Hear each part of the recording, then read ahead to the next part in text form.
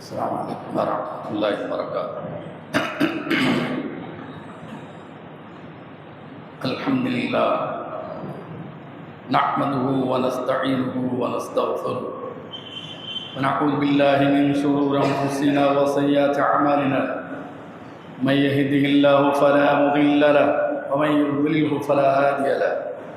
وأشهد أن لا إله إلا الله وحده لا شريك له وأشهد أن محمدًا عبده ورسوله. اللهم صل على محمد وعلى آل محمد كما صليت على إبراهيم وعلى إبراهيم إنك حميد مجيد. اللهم بارك على محمد وعلى آل محمد كما باركت على إبراهيم وعلى إبراهيم إنك حميد مجيد. أما بعد، فقد قال الله تعالى في القرآن العظيم: أعوذ بالله من الشيطان الرجيم. بسم الله الرحمن الرحيم. يا أيها الناس اتقوا ربكم الذي خلقكم من نفس واحدة وخلق منها زوجها وبث منهما رجالا كثيرا ونساء واتقوا الله الذي تساءلون به والأرحام إن الله كان عليكم رقيبا. يا أيها الذين آمنوا اتقوا الله وقولوا قولا سديدا يصلح لكم أعمالكم ويغفر لكم ذنوبكم ومن يطع الله ورسوله فقد فاز فوزا عظيما. يا أيها الذين آمنوا اتقوا الله حق تقاته ولا تموتن إلا وأنتم مسلمون. واتلوا عليهم نبأ بني آدم بالحق إذ قربا قربانا فتقبل من أحدهما ولم يتقبل من الآخر قال لأقتلنك قال إنما يتقبل الله من المتقين. கண்ணியத்துக்குரிய எல்லாம் அல்ல அல்லாஹ்வின் நல்லடியார்களே, அல்லாஹுடைய பேரருளால் அல்லாஹுடைய மார்க்கத்தை அறிந்து கொள்வதற்காக அல்லாஹுடைய ஆலயம் மஸ்ஜித் முபாரக்கில் ஜும்மாவை முன்னிட்டு நாம் அமர்ந்திருக்கிறோம். இந்த வாய்ப்பை வழங்கிய எல்லாம் அல்ல அல்லாஹ்வுக்கு அனைத்து புகழும் உண்டாகட்டுமாக. அல்லாஹ் சுப்ஹானஹு வ தஆலா அருள்மறை அல் குர்ஆன் 5ஆம் அத்தியாயம் 27ஆம் வசனத்திலிருந்து ஒரு செய்தியை அல்லாஹ்வுடைய தூதருக்கு சொல்லி காட்டுகின்றார்.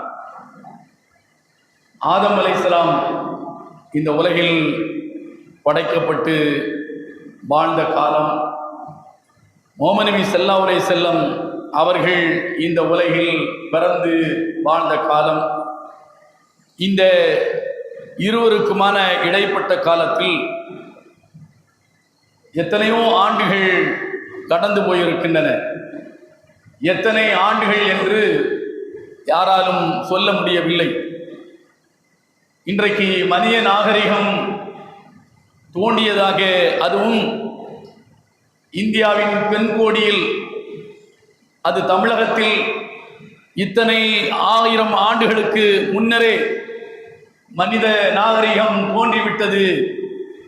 அதை இரும்பு காலம், ஆதிச்சநல்லூர், கீழடி என்று அகழாய்வுகளின் மூலமாக இத்தனை 1000 ஆண்டுகளுக்கு முன்னர் மனிதன் தன்னுடைய வாழ்க்கையை நாகரிகத்தோடு வாழ்வதற்காக கட்டமைத்து கொண்டான் என்பதற்கான எச்சங்களாக இவைகளை எல்லாம் சேகரித்து மனிதன் வாழ்ந்த காலத்தை இன்றைக்கு அளவீடு செய்வதை பார்க்கிறோம்.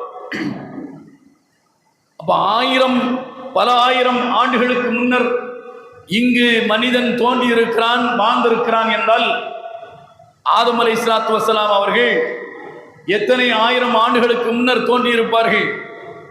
நபி அவர்கள் இந்த உலகில் பிறந்தது, வளர்ந்தது நமக்கு ஆண்டுகள் எண்ணப்பட்டு கொண்டிருக்கின்றன. 1445 கடந்து 46 கடந்து 47, அதில் 53 சேர்த்தால் கிட்டத்தட்ட 1500 ஆண்டுகள் என்று நபி அவர்களுடைய பிறந்த இந்த உலகில் பிறந்து வளர்ந்த ஆண்டை நாம் கணக்கில் எடுத்துக் கொள்ளலாம். அதற்கு முன்னர் எத்தனை ஆண்டுகள் ஆதம் அலைஹிஸ்ஸலாம் அவர்கள் அதற்கு முன்னர் எத்தனை ஆண்டுகளுக்கு முன்னர் பிறந்தார்கள், வளர்ந்தார்கள் என்று நமக்கு தெரியாது.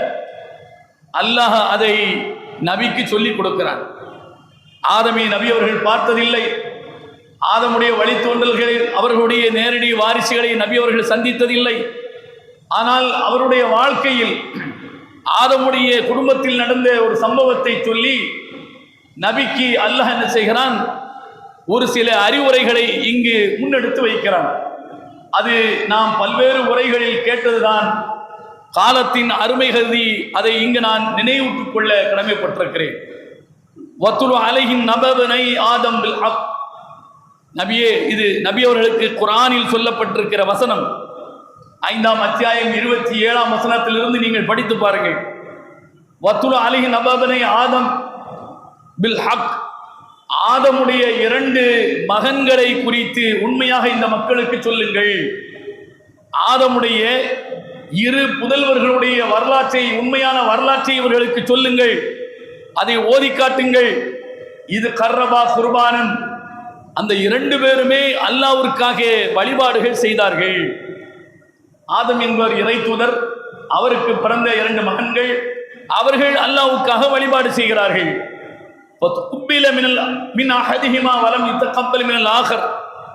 ஒருவரிடமிருந்து அந்த வழிபாட்டை அல்லாஹ் ஏற்கிறான், ஒருவரிடமிருந்து அந்த வழிபாட்டை அல்லாஹ் என்ன செய்கிறான், ஏற்கவில்லை, மறுத்து விடுகிறான், அங்கீகரிக்கவில்லை.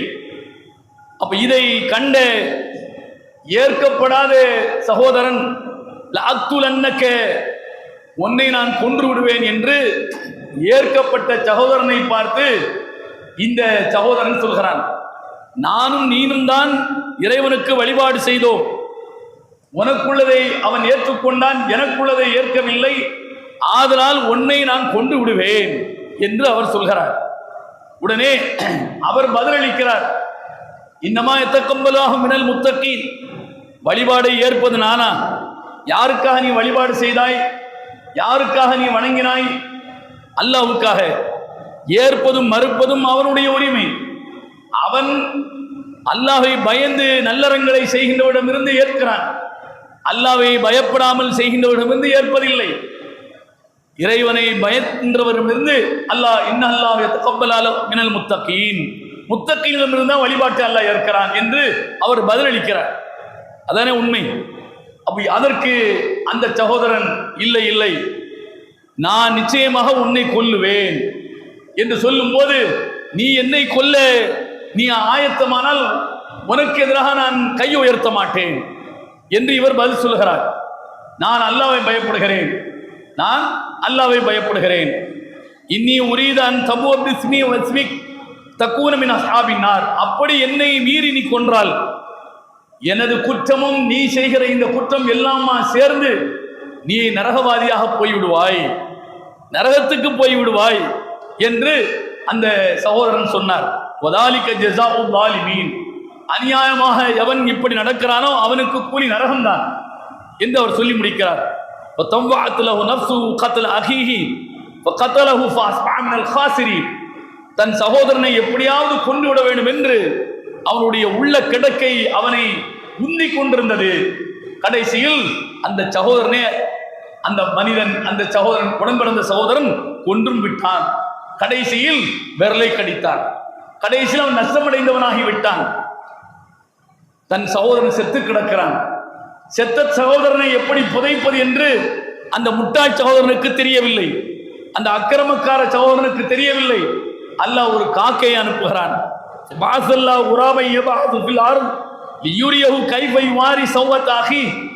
எப்படி தன் சகோதரன் பிணத்தை புதைப்பது என்று அல்லாஹ் காக்கை அனுப்பி பாடம் கற்பிக்கிறான். 2 காக்கைகள் சண்டையிடுகின்றன. ஒரு காக்கை இன்னொரு காக்கையை கொல்கின்றன. கொல்லப்பட்ட காக்கையை, கொன்ற காக்கையை குழியை காலால் தோண்டி புதைக்கிறது.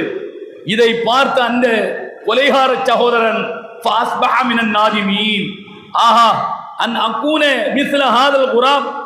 இந்த காக்கையை போன்று கூட நான் இல்லையே, காக்கை மாதிரியாக நான் இருந்தேன் இல்லையே, கொன்ற என்னுடைய சகோதரனை நான் புதைத்திருக்க வேண்டுமே, இதன் மூலமாக நான் கண்டு என் சகோதரனை புதைக்க வேண்டிய நிலைக்கு நான் தள்ளப்பட்டு விட்டேனே என்று கை சேதம் அடைந்தான். மீன் அஜிலி தாலி. அல்லாஹ் இங்குதான் என்ன இந்த செய்தியை சொல்லிவிட்டு ஒரு விஷயத்தை சொல்ல வருகிறான். என்ன சொல்ல வருகிறான்? இது ஆதமுடைய மகன்களுக்கு இடையில் நடந்த நிகழ்வு. இந்த நிகழ்வை குறிப்பிட்டு அதிலிருந்து பல ஆயிரம் ஆண்டுகளுக்கு பிறகு அல்லாஹ் ஒரு சட்டத்தை என்ன செய்கிறான், கொண்டு வருகிறான். என்ன சட்டம்? மின் அஜிலி தாலிக் கதப்னா அலா பனி இஸ்ராயில், இஸ்ராயலுடைய சந்ததிகளுக்கு இந்த காரணத்தால் தான் நாம் ஒரு சட்டத்தை விதியாக்கினோம். இஸ்ராயலுடைய சந்ததிகள் யார்? ஆதமுடைய நேரடி வழித்தோன்றர்களா? இல்லை, யாக்கூப் அலைஹிஸ்ஸலாமுடைய பிள்ளைகள் தான் இஸ்ராயலுடைய பிள்ளைகள், இஸ்ராயலுடைய வழித்தோன்றர்கள் என்று அல்லாஹ் குர்ஆனில் சொல்கிறான். அப்போ யாக்கூப் யாருக்கு பிறந்தவர்? யாக்கூப் இஸ்ஹாக்கு பிறந்தவர். இப்ராஹிமுடைய வழித்தோன்றல் தான் யாக்கூப். அப்போ இப்ராஹிமுக்கும் ஆதம் அலைஹிஸ்ஸலாமுக்கும் எத்தனை ஆயிரம் ஆண்டுகள் அது நமக்கு தெரியாது. அப்ப யாக்கூபுடைய பிள்ளைகளுக்கு, அந்த இஸ்ராயல் சமூகத்திற்கு அல்லாஹ் ஒரு சட்டத்தை விதியாக்குகிறான். என்ன சட்டம்? மின் அஜ்லி தாலிக் கதபனா அலா பனி இஸ்ராயில் அன்னஹு மன் கதல நஃப்ஸன் பிகைரி நஃப்ஸின் அவ் ஃபஸாதின் ஃபில் அர்த் ஃபகஅன்னமா கதலன் நாஸ ஜமீஆ. என்ன சட்டம் என்று சொன்னால், அநியாயமாக ஒருவன் ஒரு உயிரை கொன்றால் அவன் இந்த பூமியில் ஒட்டுமொத்த சமூகத்தையே கொன்ற கொலைகார பாவி என்கிற இந்த சட்டத்தை அல்லாஹ் அன்றைக்குத்தான் என்ன செய்கிறான், விதிக்கின்றான். அப்ப இஸ்ராயல் சமூகத்திற்கு முன்னர் நடந்த ஆதமுடைய பிள்ளைகளுக்கு இடையில் நடந்த ஒரு வரலாற்றை நினைவு கூர்ந்து இவங்களை வழிப்படுத்த வேண்டும் என்று சொன்னால், இவர்களை மனிதர்களாக இந்த உலகில் வழிநடத்த வேண்டும் என்று சொன்னால், இந்த கொடூர குற்றத்திற்கு ஒரு கொடுமையான தண்டனை இருந்தால் மட்டும்தான் இவர்களை நெறிப்படுத்த முடியும் என்று அல்லாஹ் அதை சட்டமாக்குகிறான். அப்ப கொலைகாரன் அவன் ஒருவனை கொலை செய்யவில்லை, அநியாயமாக அந்த சமூகத்தையே கொலை செய்கிறான் என்று அல்லாஹ் ஒரு சட்டத்தை விதியாக்குகிறான். அது என்ன சட்டம்? ஒரு சமூகத்தின் ஒரு உயிரை வாழ வைக்கிறான் என்று சொன்னால் ஒட்டுமொத்த சமூகத்தையே வாழ வைத்தனாகிறான் என்கிற இந்த வசனத்தின் மூலம் அல்லாஹ் என்ன செய்கிறான், ஒரு குற்றவியல் சட்டத்தை நடைமுறைக்கு கொண்டு வருகிறான். அதைத்தான் அல்லாஹ் திருக்குர்ஆனில் குறிப்பிடுகிறான். وَكَتَبْنَا عَلَيْهِمْ فِيهَا أَنَّ النَّفْسَ بِالنَّفْسِ وَالْعَيْنَ بِالْعَيْنِ وَالْأَنْفَ بِالْأَنْفِ وَالْأُذُنَ بِالْأُذُنِ وَالسِّنَّ بِالسِّنِّ وَالْجُرُحَ قِصَاص என்று 5ஆம் அத்தியாயம் 45ஆம் வசனத்தில் அல்லாஹ் சொல்கிறான்.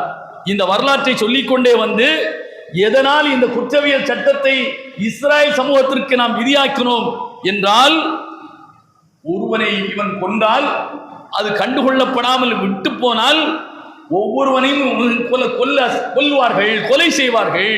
அப்போ மனித உயிர் அநியாயமாக கொல்லப்பட்டு கொண்டே இருக்கும். இதை தடுத்து நிறுத்துவதற்கு என்ன வழி? கொலைகாரனை கொலை செய்ய வேண்டும், கொலைகாரனை முச்சந்தியில் நிறுத்தி கொல்ல வேண்டும். அதைத்தான் 5ஆம் அத்தியாயம் 45ஆம் வசனத்தில் அல்லாஹ் சொல்கிறார். அது கத்தபனா அலைஹிம், இந்த பனு இஸ்ராயல் சமூகத்திற்கு நாம் விதியாக்கினோம். அன்னன் நஃப்ஸ பின் நஃப்ஸ், அநியாயமாக ஒரு உயிர் கொல்லப்பட்டால் கொன்ற கொலைகாரனை கொல்ல வேண்டும். வல் ஐன பில் ஐன், கண்ணை எடுத்தால் அவன் கண்ணை எடுக்க வேண்டும். பல்லை பிடுங்கினால் எவன் பிடுங்கினால் அவன் பல்லை பிடுங்க வேண்டும். வல் உதுன பில் உதுன், காதை அறுத்தால் அவன் காதை அறுக்க வேண்டும். வசின்ன பிஸ்ஸின் என்று சொல்லிவிட்டு வல் ஜுருஹ கிஸாஸ், காயப்படுத்தினால் அதே அளவுக்கு அவனை காயப்படுத்த வேண்டும், அதே அளவுக்கு அவனை காயப்படுத்த வேண்டும் என்று அல்லாஹ் சுப்ஹானஹு வ தஆலா சொல்லிவிட்டு ஃபமன் தஸத்தக பிஹி ஃபஹுவ கஃபாரத்துல் லஹு, யார் இந்த குற்றத்தை அரங்கேற்றினாரோ அவர் இது குற்றம் என்று உணர்ந்து பாதிக்கப்பட்டவனிடத்தில் போய் மன்றாடி அவன் மன்னிப்பு கேட்டால், அதற்காக அவன் தர்மம் செய்தால் அல்லாஹ் அந்த மன்னிப்பை என்ன செய்வான், ஏற்றுக்கொள்வான்.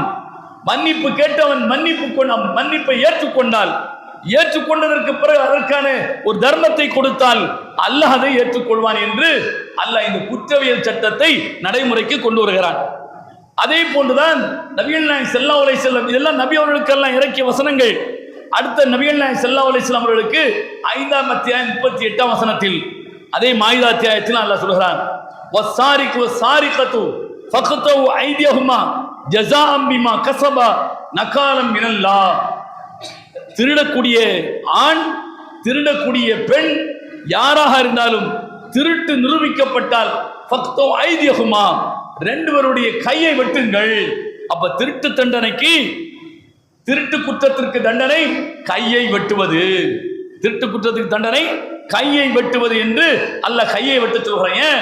ஜஸாஅம் பிமா கஸபா நகாலம் மினல்லாஹ், அவன் செய்த அந்த திருட்டு குற்றத்திற்கு தண்டனையாகவும் அல்லாஹ் நக்காலம் மினல்லா, அல்லாஹ்வுடைய தண்டனையாகவும் அது இருக்க வேண்டும்.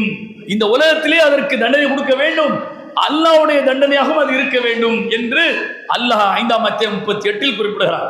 அடுத்து பாருங்கள், 24ஆம் அத்தியாயம் 2ஆம் வசனத்தில் அல்லாஹ் சொல்கிறான், அஸ்ஸானியத்து வஸ்ஸானி ஃபஜ்லிது குல்ல வாஹித் மின்ஹுமா மிஅத ஜல்தா. விபச்சாரம் செய்கிற ஆண், விபச்சாரம் செய்யக்கூடிய பெண், ஒவ்வொருவருக்கும் நீங்கள் 100 கசையடி அடியுங்கள். வலா தஅஹுதுக்கும் பிஹிமா ரஅஃபத்துன் ஃபீ தீனில்லாஹ். அல்லாஹ் விதித்த இந்த தண்டனையை வழங்குகிற போது அவர்கள் மீது நீங்கள் கருணை காட்டாதீர்கள், உங்களுக்கு இரக்கம் வர வேண்டாம் என்று அல்லாஹ் சொல்லி காட்டுகிறான். இன் குன்தும் தூமினூன பில்லாஹி வல் யௌமில் ஆகிர், நீங்கள் அல்லாஹ்வையும் மறுமையை நம்பக்கூடியவர்களாக இருந்தால் குற்றவாளிகளுக்கு கருணை காட்டாதீர்கள், குற்றவாளிகளுக்கு கருணை காட்டாதீர்கள். வல் யஷ்ஹது அஸாபஹுமா தாயிஃபத்தும் மினல் முஃமினீன், அவர்களுக்கு தண்டனை கொடுக்கிற போது நம்பிக்கையாளர்கள் ஒரு கூட்டமே அதற்கு சாட்சியாக இருக்கட்டும், முச்சந்தியில் மக்கள் மன்றத்தில் நிறுத்தி அவர்களுக்கு தண்டனையை கொடுங்கள் என்று அல்லாஹ் 24ஆம் அத்தியாயம் 2ஆம் வசனத்திலே அல்லாஹ் சொல்லி காட்டுகிறார். அப்ப இது சும்மா இந்த குற்றவியல் சட்டத்தை, இந்த குற்றங்களுக்கான தண்டனை சட்டத்தை அல்லாஹ் சும்மா நடைமுறைக்கு கொண்டு வரவில்லை. சும்மா எனக்கு நான் இருந்தா ஆதமுக்கு பிறந்த பிள்ளைகள் எனக்கு என்ன அவங்க இருந்திருந்தாங்கன்னு சொன்னா அல்லாஹ் இந்த சட்டத்தை கொண்டு வந்திருப்பானா?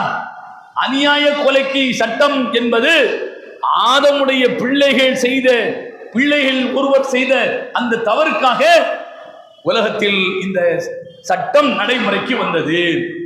இந்த சட்டத்தை குறித்து நபி அவர்கள் பேசுகிற போது சொன்னார்கள், எவனெல்லாம் அநியாய கொலை செய்கிறானோ அந்த கொலைகார பாவிக்கு என்ன தண்டனை மறுமையில் கிடைக்குமோ அதில் கொஞ்சம் கூட குறைவில்லாமல் அதற்கு முன்னுதாரணமாக இருந்த ஆதமுடைய அந்த கொலைகார மகனுக்கு தண்டனை உண்டு, அதில் அவனுக்கும் பங்குண்டு என்று நபிகள் நாயகம் ஸல்லல்லாஹு அலைஹி வஸல்லம் அவர்கள் சொல்கிறார்கள்.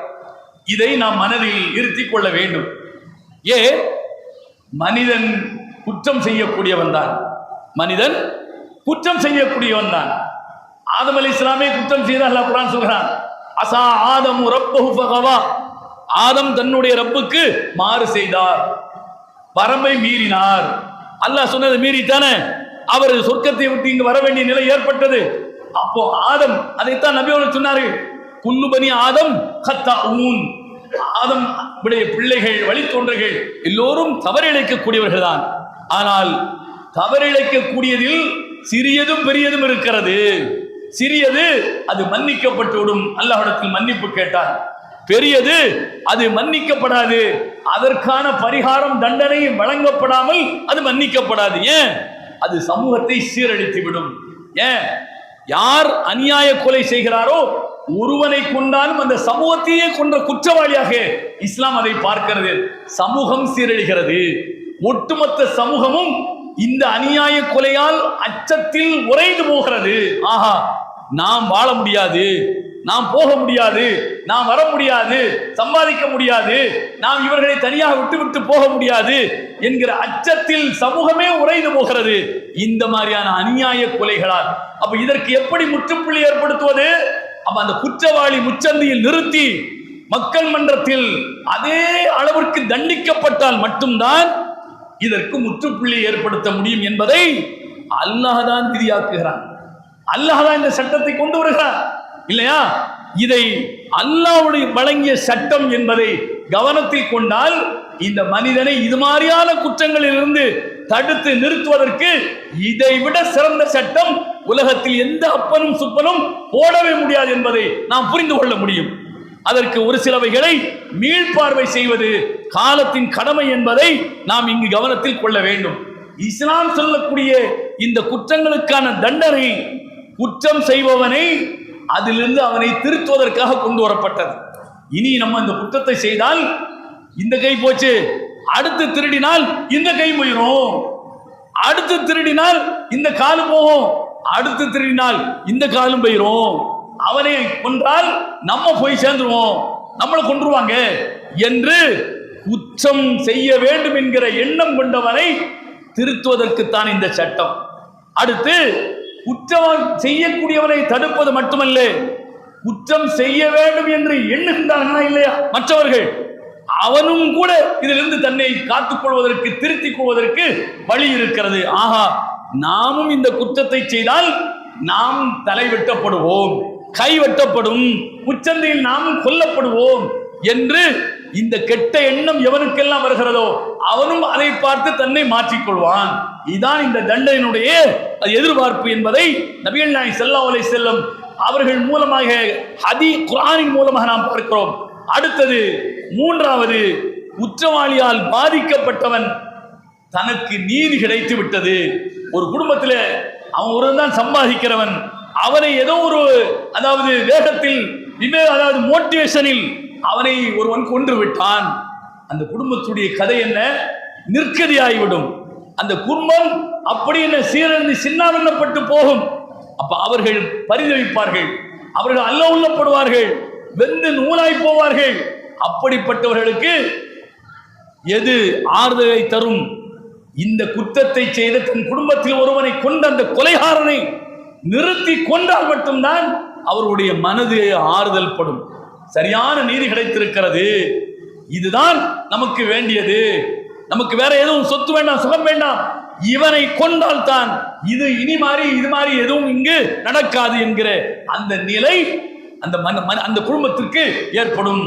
இந்த அடிப்படையில் தான் இஸ்லாம் இதை வலியுறுத்துகிறது. ஆதலால் தான் அல்லாஹ் குர்ஆனில் சொல்லி காட்டுகிறான், யா அய்யுஹல்லதீன ஆமனூ குதிப அலைக்குமுல் கிஸாஸ் ஃபில் கத்லா அல் ஹுர் பில் ஹுர் வல் அப்து பில் அப்து வல் உன்ஸா பில் உன்ஸா ஃபமன் உஃபிய லஹு மின் அஹீ ஷை ஃபத்திபாஉ பில் மஅரூஃப் வ அதாஉன் இலைஹி பி இஹ்சான் ذلك تخفيف من ربك ورحمة فمن اعتدى بعد ذلك فله عذاب أليم. நம்பிக்கையாளர்களே, உங்கள் விஷயத்தில் பழி வாங்குவது விதிக்கப்பட்டிருக்கிறது. எதற்கு பழி? ஃபில் கத்லா, அநியாய கொலைக்கு அவனை கொன்றுதான் பழி வாங்க வேண்டும். ஒரு ஹுர் பில் ஹுர் வல் உன்ஸா பில் உன்ஸா வல் அப்து பில் அப்து, ஒரு சுதந்திரமானவன் கொல்லப்பட்டால் அந்த கொன்ற கொலைகாரன் கொல்லப்பட வேண்டும். ஒரு அடிமை கொல்லப்பட்டால் அந்த அடிமைக்கு பரமா அடிமை கொல்லப்பட வேண்டும். ஒரு பெண் கொல்லப்பட்டால் அந்த பெண்ணுக்கு பெண் கொல்லப்பட வேண்டும், கொலைகார பெண் கொல்லப்பட வேண்டும். யார் கொல்லப்பட்ட குடும்பத்தவர் மன்னிக்கின்றார்களோ, கொல்லப்பட்ட குடும்பத்தவர் அந்த கொல்லப்பட்டவருடைய குடும்பத்தை சார்ந்த சகோதரர்கள் யாரும் மன்னித்து விட்டால் ஃபத்திபா பில் மஅரூஃப் வ அதாஉன் இலைஹி பி இஹ்சான், அவர்கள் நல்லது செய்யட்டும், அவர்களுக்கு தேவையான ஈடு கொடுத்து அதிலிருந்து அவர்கள் தங்களை காத்துக் கொள்ளட்டும் என்று அல்லாஹ் சுப்ஹானஹு வ தஆலா சொல்லி காட்டுகிறார். வலக்கும் ஃபில் கிஸாஸ் ஹயாத்துன் யா உலில் அல்பாப் என்று அல்லாஹ் சொல்கிறார். இது மாதிரி பழிக்கு பழி வாங்குவதில் தான் இந்த சமூகத்திற்கு வாழ்வு இருக்கிறது என்று அல்லாஹ் 2ஆம் அத்தியாயம் 179 சொல்லி காட்டுகிறார். இப்படிப்பட்ட குற்றவியல் நடைமுறை சட்டத்தை அல்லாஹ் கொண்டு வந்ததற்கான காரணத்தையும் குர்ஆன் சொல்கிறான். இது கொண்டு வந்தால் தான், இது நடைமுறைக்கு இருந்தால் மட்டும்தான் இந்த குற்றங்கள் சமூகத்தில் குறையும். மக்கள் அச்சமற்ற நிலையில் அச்சமற்று இருப்பார்கள், வாழ்வார்கள், அவர்களுடைய உயிருக்கும் உடமைக்கும் உத்தரவாதம் இருக்கும் என்று அல்லாஹ் உருவாக்கிய சட்டம். இது மனிதன் உருவாக்கிய சட்டம் அல்ல, அல்லாஹ் உருவாக்கிய சட்டம். இப்ப பாருங்கள், மனிதன் உருவாக்கிய சட்டங்கள் என்ன பாடுபடுகிறது என்று பாருங்கள். 2012 டெல்லியில் ஒரு பேருந்தில் ஒரு பெண் கொல்லப்படுகிறார். ஒரு மருத்துவ கல்லூரி படிக்கக்கூடிய ஒரு பெண் 6 பேரால் கூட்டு பாலியல் பலாத்காரம் செய்யப்பட்டு அந்த பெண் கொலை செய்யப்படுகிறார். நாடே கொந்தளித்து போனது என்பதை நாம் அறிவோம். அந்த பெண்ணின் பெயர் வெளியில் சொல்லப்படாமல் அதற்கு ஒரு புனை பெயரை வைத்து நிர்பயா வழக்கு என்று என்ன செய்தார்கள், சொன்னார்கள். 2012 டெல்லியில். 2013 நிர்பயா பாலியல் வன்கொடுமை தடுப்பு சட்டம் என்று ஒன்றை கொண்டு வந்தார்கள். அந்த நிகழ்வுக்கு பிறகு அதற்கு முன்னர் எத்தனையோ சம்பவங்கள் நாட்டில் நடக்கிறது. ஆனால் இந்த சம்பவம் தான் நாட்டை உலுக்கியதாக மீடியாக்கள் ஊதி பெரிதாக்கியதால் அதற்கு பிறகு சட்டத்தை கொண்டு வருகிறார்கள். 2013 நிர்பயா பாலியல் வன்கொடுமை சட்டம் என்று கொண்டு விடுகின்றார்கள். அந்த தடுப்பு சட்டத்தில் என்ன சொல்லப்பட்டிருக்கிறது? ஒரு பெண்ணின் மீது அமிலம் வீசி அந்த பெண் கொல்லப்பட்டால் அந்த கொலைகாரனுக்கு 10 ஆண்டு சிறை தண்டனை. ஒரு பெண்ணின் மீது பாலியல் பலாத்காரம் ஒருவன் செய்தாலும் பல குழுவினர் செய்தாலும் அது நிரூபிக்கப்பட்டு அவர்கள்தான் கொண்டாக என்று முடிவு செய்யப்பட்டால் 20 ஆண்டு சிறை தண்டனை அல்லது ஆயுள் தண்டனை. ஏற்கனவே ஒரு பாலியல் குற்றம் அவன் மீது சுமத்தப்பட்டு மீண்டும் அதுபோல் ஒரு குற்றம் நிரூபிக்கப்பட்டால் அவனுக்கு மரண தண்டனை. இப்படி எல்லாம் அந்த நிர்பயா வழக்கில், நிர்பயாவுடைய அந்த சட்ட மசோதாவில் இதெல்லாம் சொல்லப்பட்டிருக்கிறது. இப்படி சொல்லப்பட்டு இந்த சட்டங்கள் எல்லாம் நிறைவேற்றப்பட்டு தாக்கல் செய்யப்பட்டு அரசியலில் வெளியிடப்பட்டதற்கு பிறகு எங்கும் எதுவும் நடக்காமல் இருக்கிறதா? அன்றாடம் நடந்து கொண்டிருக்கிறது. டெல்லி கொலைகார நகரம் என்று நாட்டிலேயே கொலைகள் நடக்கக்கூடிய தலைநகரம் என்று டெல்லி பெயர் எடுத்திருக்கிறது. அதற்கு பிறகு அன்றாடம் நடந்து கொண்டிருக்கிறது. நாட்டில் அதிகமான கொலைகள், பாலியல் குற்றங்கள் உத்தரப்பிரதேசம் முதலில் வகிக்கிறது. நடந்து கொண்டேதான் இருக்கிறது. கொலைக்கு பஞ்சம் இல்லை. பெண்கள் அநியாயமாக கொல்லப்படுகிறார்கள், பாலியல் வன்கொடுமை செய்து கொலை செய்யப்படுகிறார்கள், அன்றாடம் நடந்து கொண்டிருக்கிறது. அப்ப இப்படி பாருங்கள், டெல்லி நகரம் இந்த அளவுக்கு என்ன கொலைக்கு தலைநகரமாக இருக்கிறது. இந்த சட்டம் கொண்டு வந்ததற்கு பிறகு, இந்த சட்டம் வர்றதுக்கு முன்னாலே ஒன்று நடந்தது, உங்களுக்கெல்லாம் நினைவு இருக்கும். காரைக்கால் வினோதினி என்கிற ஒரு பெண் மீது காதலன் ஆசிட்டை ஊற்றி அவளை கொலை செய்தார். 2012 இது நடக்கிறது. ஆனா இதற்கு சட்டம் கொண்டு வரப்படவில்லை. பிறகுதான் அந்த சட்டம் வருகிறது. இப்படி யாராவது ஒரு பெண்ணை தனக்கு இணங்கவில்லை என்பதற்காக ஆசிட்டை ஊற்றி கொலை செய்தால் அவனுக்கு என்ன 10 ஆண்டுகள் சிறை தண்டனை. அடுத்து பாருங்கள், சென்னை நுங்கம்பாக்கத்தில் 2016 சுவாதி என்கிற ஒரு பெண் ரயில் நிலையத்தில் கொலை செய்யப்பட்டாள். தெலுங்கானா அதிலாபாத்தில் சந்தியா என்கிற பெண், அவளும் கொலை செய்யப்பட. எல்லாம் அந்த பாலியல் வன்கொடுமையினால் பெண்கள் கொல்லப்பட்டு கொண்டே இருக்கிறார்கள். அடுத்து பாருங்க, திருச்சி பிச்சாண்டார் கோயில் பகுதியில் மோனிகா என்கிற பெண் இதே மாதிரி கொலை செய்யப்பட்டிருக்கிறாள். காஞ்சிபுரம் மாவட்டம் குன்றத்தூர் இப்ப டிக்டாக் அபிராமி கணவர் விஜய் இப்போ நேற்று முந்தா நாள் தீர்ப்பு சொல்லப்பட்டிருக்கிறது. யாருங்க? காஞ்சிபுரம் மாவட்டம் குன்றத்தூரை சார்ந்த டிக்டாக் போடக்கூடிய ஒரு பெண் அபிராமி என்பவள் 2018 அவள் என்ன செய்கிறாள்? தன்னுடைய கணவனையும் தனக்கு பிறந்த 2 ஒரு ஆண் குழந்தை ஒரு பெண் குழந்தையையும் கொல்வதற்கு என்ன செய்கிறாள்? முயற்சிக்கிறாள். எதற்காக? அவள் பக்கத்தில் இருக்கிற ஒரு பிரியாணி கடையில் வேலைக்கு போறாள். பிரியாணி கடைக்காரனோடு அவளுக்கு தொடர்பு ஏற்படுகிறது, கள்ளக்காதல் ஏற்படுகிறது. கள்ளக்காதல் வெளி உலகத்துக்கு தெரிய வரவும், கணவனுக்கு தெரிய வரவும், அந்த கள்ளக்காதலனும் அபிராமியும் சேர்ந்து கணவனையும் தனக்கு பிறந்த குழந்தையையும் கொலை செய்வதற்காக அதிகமான தூக்க மாத்திரைகளை பாலில் கலந்து கொடுக்கின்றாள். பாலில் கலந்து கொடுத்ததில் கணவன் அவன் தப்பித்து விட்டான், அவன் உயிர் பிழைத்து விட்டான். விஜய் என்கிற கணவன் உயிர் பிழைத்து விட்டான். ஆனால் இந்த அபிராமி விஜய்க்கு பிறந்த மகன் அஜய், மகள் கார்த்திகா இருவரும் செத்து போனார்கள். இந்த கள்ளக்காதலன் அதாவது மீனாட்சி சுந்தரமும் அபிராமியும் தப்பி ஓடுகிறார்கள். கடைசியில் காவல்துறையினர் பிடிக்கப்பட்டு சிறைப்படுத்தப்பட்டு அந்த வழக்கு விசாரணை செய்யப்பட்டு முந்தின நாள் காஞ்சிபுரம் மாவட்ட நீதிமன்றத்தில் அதாவது செம்மல் என்கிற மாவட்ட நீதிபதி அவர்கள் தீர்ப்பு எழுதுகின்றார்கள். சாப்பிட்டு வந்து தீர்ப்பு சொல்றேன், குற்றவாளிகள் தான் சொல்லிவிட்டார், ஆனால் என்ன தண்டனை என்பதை நான் மதிய உணவு இடைவேளைக்கு பிறகு வந்து சொல்கிறேன் என்று எழுந்து போகிறார். அவருக்கு மனசு உறுத்துகிறது. பெற்ற குழந்தையை, வாழ்க்கப்பட்ட கணவனை இந்த அளவுக்கு கொடூரமாக கொல்லக்கூடிய அளவுக்கு இந்த காம வெறி இவளை தள்ளி இருக்கிறது என்று சொன்னால், சாப்பிட்டு நிதானமா வந்துலாம் தீர்ப்பு சொல்லக்கூடாது, தீர்ப்பு சொல்லிட்டு போய் தான் சாப்பிடணும் அப்படி சொல்லி செம்மல் என்கிற மாவட்ட நீதிபதி அவர் என்ன செய்கிறார்? தீர்ப்பை எழுதுகிறார். தீர்ப்பை எழுதுவதற்கு முன்னர் அவர் சொன்னவைகள் தான் இங்கு எண்ணி பார்க்க வேண்டியவைகள். குர்ஆனின் சட்டம், குர்ஆனின் அடிப்படையில் இந்த கொலைகார அபிராமிக்கும் கல்யாண சுந்தரத்துக்கும் மீனாட்சி சுந்தரத்துக்கும் என்ன தண்டனை கொடுக்க வேண்டும்? அவர்களை கொலை செய்ய வேண்டும். ஆனால் காந்தி பிறந்த மண்ணில், இந்தியாவில் இது மாதிரி கொலைக்கு கொலை என்கிற சட்டம் இல்லையே. என்ன செய்வது? சாகுவரை அவர்கள் ஜெயிலில் இருக்க வேண்டும். அதுதான் தீர்ப்பு. இந்த தீர்ப்பால் இது மாதிரி அபிராமிகள் இனி வரமாட்டார்களா? இனி இனி இது மாதிரியான குற்றங்கள் இனி நடைபெறாமல் இருக்குமா? இருக்காது. ஒரு வாரத்துக்கு இது என்ன செய்யும்? மீடியாக்களில் பேசப்படும். பிறகு என்ன? அடுத்த வாரம் வேற இடத்துல நடக்கும். இப்படித்தான் நாடு முழுக்க நடந்து கொண்டிருக்கிறது. இந்த நிலை தொடரக்கூடாது என்பதற்காகத்தான் இஸ்லாம் இந்த கொலைக்கு தண்டனையை இந்த அளவிற்கு என்ன கடுமையாக்கி இருக்கிறது. கடுமை என்று சொன்னால் அவன் மீது எதற்கு பதிலாப்பட வேண்டும்? கொலைகாரன் என்று ஆகிவிட்டது. அநியாயமாக உயிரை கொண்டிருக்கிறாள் அபிராமி. இப்ப கதறியது என்ன புண்ணியம்? தனக்கு பிறந்த குழந்தையை இந்த அளவுக்கு கர்ண கொடூரமாக கொன்று விட்டதற்கு பிறகு, அது நிரூபிக்கப்பட்டதற்கு பிறகு, வாழ முழுக்க சிலையில என்ன சிறையில மாப்பிள்ளை மாதிரி பொண்ணு மாதிரி உட்கார்ந்து நல்லா சாப்பிட்டு இருப்பதற்கு உரிய இந்த வசதியை பயன்படுத்திக் கொள்வதற்கு ஏன் பதற வேண்டும்? இந்த நிலை இஸ்லாம் சொல்லவில்லை. இப்படி மக்களுடைய வரி பணத்தை வாங்கி கொன்று கொளுத்து அவர்கள் சிறை கொட்டடியிலேயே அவர்கள் சிலவைகளை தவிர மற்ற எல்லா வாய்ப்பையும் அனுபவிக்கிற நிலையை இஸ்லாம் ஏற்படுத்தி, இதனால் குற்றங்கள் குறைய போவதில்லை.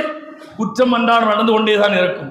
பாருங்கள், ஒரு நாளைக்கு முன்னர் உத்தரப்பிரதேசத்தில் ஒரு முஸ்லிம் குடும்பம் குழந்தைகள் உட்பட 7 பேர் இந்த இந்துத்துவ தீவிரவாதிகளால் அநியாயமாக வெட்டி கொலை செய்யப்பட்டிருக்கிறார்கள்.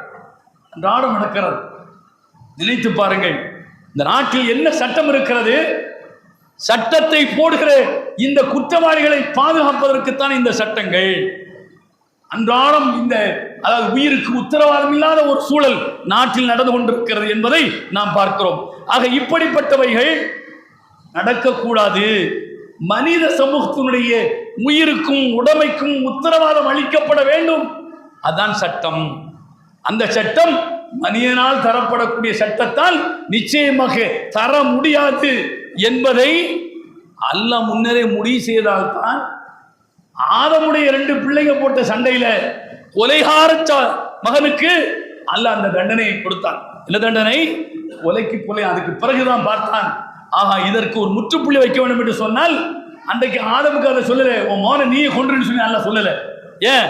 அடுத்து கொஞ்சம் காலம் கடந்து பார்க்கிறான், இது பெருகிறது, இது முற்றுப்புள்ளி இதற்கு ஏற்படுவதில்லை, இதை தடுத்து நிறுத்த வேண்டும் என்று சொன்னால் கண்ணுக்கு கண், பல்லுக்கு பல், உயிருக்கு உயிர் என்கிற இந்த சட்டம் நடைமுறைக்கு வந்தால் மட்டும்தான் இதற்கு ஒரு முற்றுப்புள்ளி ஏற்படும் என்று அல்லாஹ் உணர்ந்ததால் அல்லாஹ்வுடைய தூதரின் வழியாக இந்த சட்டத்தை என்ன செய்கிறான்? நடைமுறைக்கு கொண்டு வந்திருக்கிறான். அதைத்தான் குர்ஆன் நமக்கு சொல்லி காட்டுகிறது. எந்த கொம்பனாலும் இந்த குற்றங்களை தடுத்து நிறுத்தவே முடியாது என்பதற்கு இன்றைய நிகழ்வுகள், நாளைய நிகழ்வுகள், நேற்று நடந்தவைகள் சாட்சியாக இருக்கின்றன. அல்லாஹ்வுடைய சட்டம் மட்டும்தான் இது மாதிரியான கொடூர குற்றங்களை குறைக்க முடியும் என்பதற்கு அல்லாஹ்வுடைய வார்த்தை நிதர்சனமான சான்றாக இருக்கிறது. புரிந்து செயல்படுகின்றவர்களாக அல்லாஹ் உங்களையும் என்னை மாய்க்கருவானாக. வாஹரத் அல்ஹம்துலில்லாஹி ரப்பில் ஆலமீன். அல்ஹம்துலில்லாஹ் வஸ்ஸலாத்து வஸ்ஸலாம் அலா ரசூலில்லாஹ். அம்மா பஅத். இத்தகுல்லாஹ ஹக்க துகாத்திஹ் வலா தமூதுன்ன இல்லா வ அன்தும் முஸ்லிமூன். கண்ணியத்துக்குரிய சகோதரர்களே, அல்லாஹ் என்னுடைய திருக்குரானில் குறிப்பிடுகின்றான், யா அய்யுஹல்லதீன ஆமனூ இத்தகுல்லாஹ வல் தன்துர் நஃப்ஸுன் மா கத்தமத் லிகதின் வத்தகுல்லாஹ் இன்னல்லாஹ அலீமுன் தாத்து சுதூர் என்று அல்லாஹ் திருக்குரானில் சொல்லி காட்டுகிறார். நம்பிக்கையாளர்களே, அல்லாஹை பயந்து கொள்ளுங்கள். நாளை மறுமைக்காக நீங்கள் இந்த உலகில் என்ன செய்கின்றீர்கள் என்பதை ஒரு கணம் நீங்கள் சிந்தித்து பாருங்கள். மறுமை நம்பிக்கை நமக்கு இருக்கிறது. இறப்புக்கு பிறகு எழுப்புதல், எழுப்பப்பட்டதற்கு பிறகு நிரந்தர வாழ்க்கை. ஏதோ முந்தைய ஜென்மத்தில் நாம் நல்ல காரியம் பண்ணனால இப்போ நாம் மனிதர்களாக இந்த உலகத்தில் பிறந்திருக்கோம் என்ற கோட்பாடு அல்ல. ஒரு பிறப்புத்தான், இறப்பு ஒன்றுதான், பிறகு எழுப்பப்படும், விசாரிக்கப்படும், அதுதான் நிரந்தர வாழ்க்கை என்பதை இஸ்லாம் சொல்லித் தருகிறது.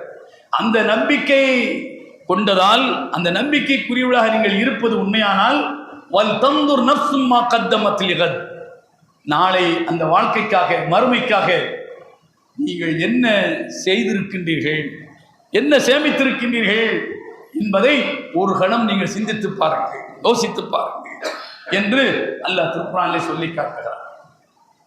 இதை நாம் மனதில் கொண்டு நாம் அன்றாடம் தொழுகிறோம், நம்முடைய வாழ்க்கையில் கடமையான நோன்புகளை செய்கிறோம், இன்ன பிற காரியங்களை நாம் என்ன செய்கிறோம். அதற்கான கூலி நிச்சயமாக அல்லாஹ் என்ன செய்வான், தருவான். அந்த காரியங்கள், அந்த வழிபாடுகள் அங்கீகரிக்கப்படுகிற போது அல்லாஹ் என்ன செய்வான், நமக்கு தருவான். ஆனால் நரகத்திலிருந்து நம்மை காத்துக்கொள்வதற்கு இது மட்டும் போதுமா என்றால் இது போதாது. இன்னும் நாம் அதிகமாக நம்முடைய வாழ்க்கையில் அதிகமான நன்மைகளை நாம் செய்து கொண்டே இருக்க வேண்டும். அது எந்தெந்த வகையில் அதை செய்ய முடியுமோ அந்தந்த வகையில் செய்ய வேண்டும். என்னென்ன வாய்ப்பு யாருக்கெல்லாம் இருக்கிறதோ அந்தந்த வாய்ப்பை பயன்படுத்தி அவர்கள் செய்ய வேண்டும் என்பதைத்தான் இந்த வசனத்தின் வாயிலாக அல்லாஹ் நமக்கு சொல்லித் தருகிறான். நபிகள் நாயகம் ஸல்லல்லாஹு அலைஹி வஸல்லம் சொன்னார்கள், தக்குன்னார் வலோ பிஷிக்கி தம்ரா என்றார்கள். நரகத்தை பயந்து கொள்ளுங்கள், அது ஒரு துண்டு பேரித்தம்பழத்தை அல்லாஹ்வுக்காக கொடையாக கொடுத்தேனும் நரகத்திலிருந்து உங்களை காத்துக் கொள்ளுங்கள். என்னால் அதான் இயலும் என்றால் இதை நான் கொடுத்து இதனால் அல்லாஹ் என்னை நரகத்திலிருந்து என்னை காக்க வேண்டும் என்ற எண்ணம் நமக்கு வேண்டும். ஏன் நாம் நினைக்கிறோம், ஆஹா பெரிய அளவுக்கு தானங்கள் தர்மங்கள் செய்தால் மட்டும்தான் நாம் தப்பிக்க முடியும் என்று அல்ல. துரும்பு கூட பல்குத்த உதவும் என்பார்கள் தமிழில். இந்த துரும்பு கூட நாளை நமக்கு அல்லாஹ்விடத்தில் மிகப்பெரிய அளவுக்கு பாதுகாப்பை பெற்றுத் தரும் நரகத்திலிருந்து என்பதற்காக நபிகள் நாயகம் ஸல்லல்லாஹு அலைஹி வஸல்லம் சொன்னார்கள். அந்த அடிப்படையில் நாம் இந்த உலகில் நம்முடைய உயிர் உடலில் ஓடுகிற வரைக்கும் நாம் செய்வோம்.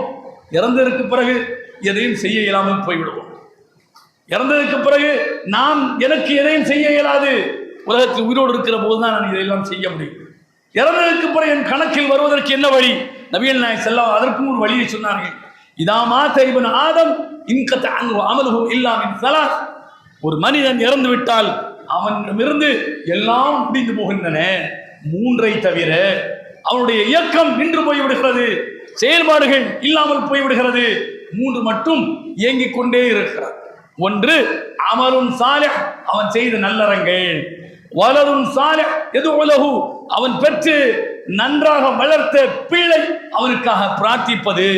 மூன்றாவது சதகத்துன் ஜாரியா, நிரந்தர தர்மம் என்று சொன்னார்.